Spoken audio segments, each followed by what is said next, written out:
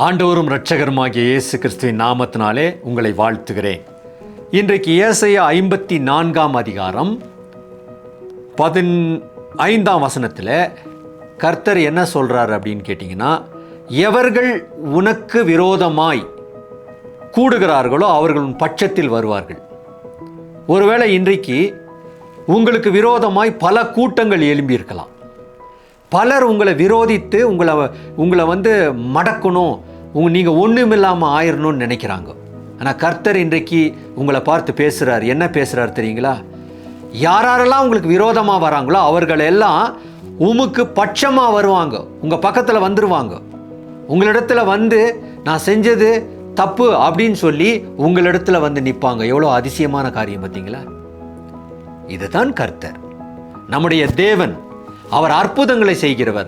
நம்முடைய பகைவரையும் கூட நம் பட்சத்தில் வரவிடுவார். இந்த தேவனுடைய சமூகத்தில் நாம் நம்மை ஒப்பு கொடுக்கலாமா? ஜெபிக்கலாமா? பரிசுத்தமுள்ள நல்ல பிதாவே, ஆண்டவரே, எனக்கு விரோதமாய் அநேகர் இருக்கிறாங்க சுவாமி. அவர்கள் எல்லாரையும் என் பட்சமாக என் பக்கத்தில் கொண்டு வருவீர். இந்த அற்புதத்தை நீ செய்ய போகிறேன் என்று சொல்லி வாக்குத்தத்தம் கொடுத்திருக்கிறீர்.